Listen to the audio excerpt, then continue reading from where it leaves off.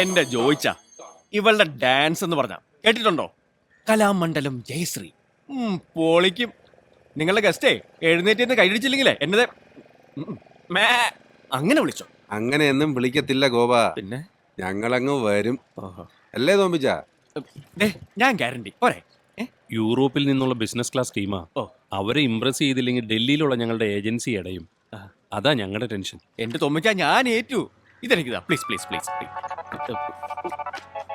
ഒരു സെക്കൻഡേ. ഹലോ, നീ എവിടെ? ആലപ്പുഴയിലാ. ആ കുരിയച്ചൻ ജാമ്യത്തിൽ ഇറങ്ങിയിട്ടുണ്ട്. അവന്റെ ആൾക്കാരൊക്കെ കടവത്ത് വട്ടം ചുറ്റുന്നുണ്ട്.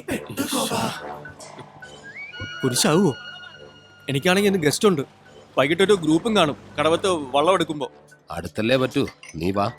നിന്റെ ചേട്ടന്മാരെ ഞാൻ വിളിച്ച് പറയാം ഇവിടെ ഒന്ന് നിൽക്കാൻ. അവന്മാരെ കൊണ്ട് അങ്ങനെയെങ്കിലും ഒരു ഉപകാരം ഉണ്ടാവട്ടെ.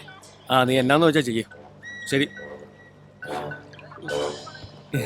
അപ്പോ കുര്യച്ചന്റെ രാഷ്ട്രീയഭാവി ഇതോടി തീർന്നല്ലേ? ഒരിക്കലും ഇല്ല. നീ അവൻ അതും ഒരു അലങ്കാരമല്ലേ അല്ലേ മാമച്ചോ? അലങ്കാരമാണോ ഉൾപ്രേക്ഷയാണോ എന്നൊക്കെ നമുക്ക് കണ്ടറിയാം.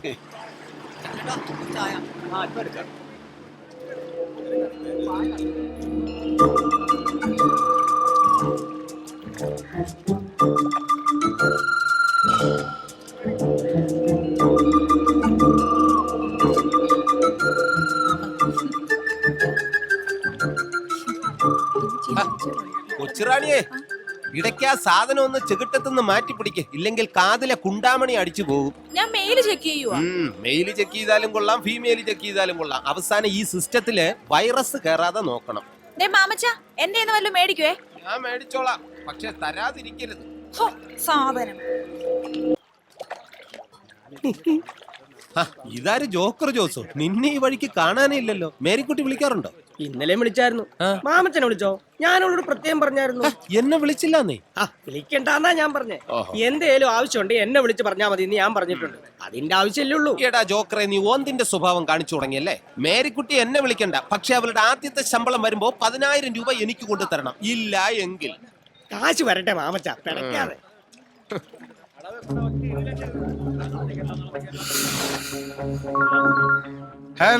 ഹലോ, എവിടെയാ? ഷാപ്പില? അല്ലല്ല, പഞ്ചായത്തിലാ. മിത്രക്കരിപ്പാടം പാട്ടകൃഷി ലേലം. ലേലം വേറെ ആരും പിടിക്കാതിരിക്കാനുള്ള കൊട്ടേഷൻ. അതുകൊണ്ട് ആര് വന്നാലും സ്പോട്ടിൽ അടി. 5,000 രൂപയുടെ കൊട്ടേഷനാ. നല്ല സുഖമുള്ള ഏർപ്പാടാ. നമ്മുടെ കുരിയച്ചൻ ജാമ്യത്തിൽ ഇറങ്ങി. എപ്പോ? കുറച്ചു മുമ്പ്. കന്നിട്ടക്കടവിൽ ഗോപന്റെ വള്ളം എടുക്കുമ്പോ നിങ്ങളവിടെ വേണം. അവനാകെ പേടിച്ചിരിക്കുക. മാമച്ച, ഗോപന്റെ പേടി മാറ്റുന്ന കാര്യം ഞങ്ങളേറ്റു. പക്ഷേ രൂപ 1000 തരണം. ആദ്യം കാശ്, അത് കഴിഞ്ഞ് കാവല്. അനിയനും ചേട്ടനൊക്കെ അങ്ങ് റേഷൻ കാർഡിൽ മതി. അയ്യോ, സമയം 10 ലേലപ്പ് തുടങ്ങും. വാ, വരുന്നുണ്ട്. എങ്ങോട്ടാ കുട്ടപ്പായി? ലേലത്തിന്. ലേലൊക്കെ അങ്ങ് കഴിഞ്ഞു, ഉറപ്പിക്കുകയും ചെയ്തു. ആർക്ക്? പുളിക്കൽ തോമാച്ചൻ. അങ്ങനെ പറഞ്ഞ എങ്ങനെയാ 10 മണിക്കല്ലേ ലേലം വെച്ചേക്കണത്?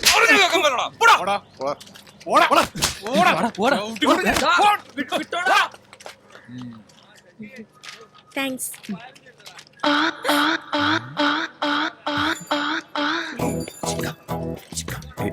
എന്താ ഇവിടെ? ഞാൻ എന്റെ ഭർത്താവിന്റെ മരണ സർട്ടിഫിക്കറ്റ് വാങ്ങിക്കാൻ വന്നതാ. എന്നാ കാര്യത്തിന്? സമാധാനായിട്ട് ഉറങ്ങാൻ. പാതിരാത്രി നന്നായിട്ടൊന്ന് ഉറങ്ങി വരുമ്പോഴാ ചീത്തവിളിയും ബഹളവും കഥകത്തട്ടലും ഒക്കെ. ഞാൻ പേടിച്ച് ചാടി എഴുന്നേക്കും. അന്നേരം തോന്നും അങ്ങേര് ചത്തിട്ടില്ലാന്ന്.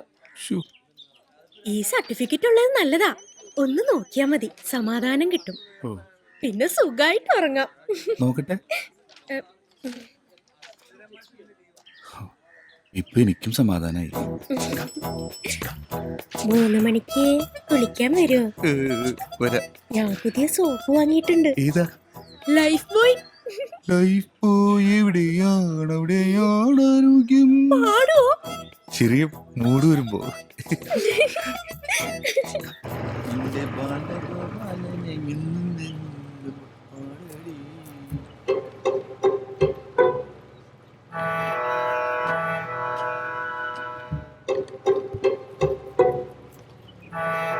ആട്ടിൻകുട്ടി, ആ കന്നിട്ട കടവില് പുള്ളിപ്പുലികൾ എത്തിയാന്ന് വിളിച്ചു ചോദിച്ചേ. പുലി ഇറങ്ങി കാണും. 1000 വേണമെന്ന് പറഞ്ഞ ബഹളമായിരുന്നു. അവസാനം മാമച്ചൻ 500 ഒതുക്കി. സ്വന്തം തള്ള ആശുപത്രി കിടന്നാലും അതിനും നോക്കൂലി ചോദിക്കുന്ന ടീമാണ്. ഒന്ന് വിളിച്ചു ചോദിച്ചേരി. ഇച്ചിരി മീൻ ചേർത്ത്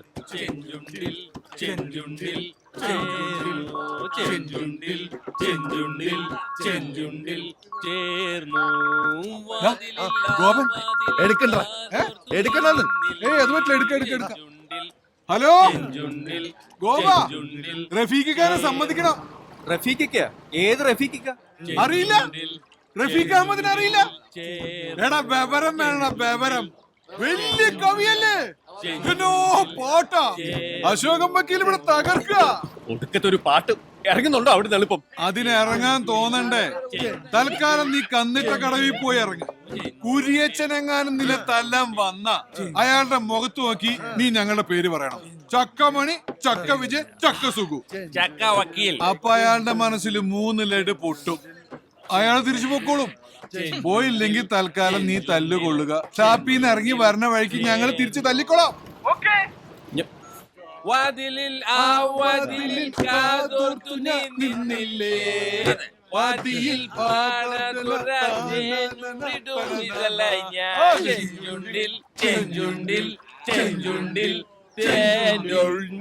എത്രയോ കാലമായി നീ സായിപ്പന്മാർക്ക് മാലയിട്ട് കൊടുക്കുന്നു. വല്ല കാര്യമുണ്ടോ? ഒരെണ്ണ എന്റെ കഴുത്തിയിട്ടിരുന്നെങ്കിൽ കൊണ്ടുപോകില്ലായിരുന്നു. എങ്ങോട്ട്? വീട്ടിലേക്ക്. അതെങ്ങനാ? ഞാൻ കൊടുത്തു പോയില്ലേ? എന്ത്? എന്റെ ഹൃദയം. നിന്റെ പ്രായത്തിലുള്ള പെമ്പിള്ളാർക്കൊക്കെ ഇങ്ങനെ അബദ്ധം പറ്റും. പക്ഷേ ക്ഷമിക്കാൻ ഞാൻ തയ്യാറാണെങ്കിൽ. പക്ഷേ ഏട്ടൻ ക്ഷമിക്കത്തില്ലല്ലോ. ഏട്ടൻ അതുവരെ ആയല്ലേ? ആരാവൻ? അതൊക്കെ ഉണ്ട്. എന്തായി? സംസാരിച്ചു തുടങ്ങിയുള്ളൂ, ഒന്നും ആയില്ല. അതല്ലടോ ആ കുര്യച്ചന്റെ കാര്യം. ആളവിടെ എത്തിയ? ഇല്ലല്ല, നീ വാ. Please come come come my village. Welcome. നമസ്തേ. Thank you. നമസ്തേ. നമസ്തേ. പെട്ടെന്നാട്ടോ. Thank you. Come come. ഗോവൻ വാടാ. This is my village and that is my office. ആ വള്ളത്തിൽ വരുന്നത് നിനക്കുള്ളതാ. കുരിയച്ചന്റെ ആൾക്കാരാ, നീ പേടിക്കണ്ട. ഓടിക്കോ. അവന് വഴിയറിയാം. Hey man, what's going on? Why is he running? What happened? ഗോപന്റെ കൂടെ ഓടിയോ മതിയായിരുന്നു. എങ്ങനെ പറഞ്ഞ് മനസ്സിലാക്കാൻ? നീ രക്ഷപ്പെട്ടോ. മാമച്ചാ. ഞാൻ ഇവിടെ ഉള്ള ആളല്ലെന്ന് പറ. He will be back. Please come.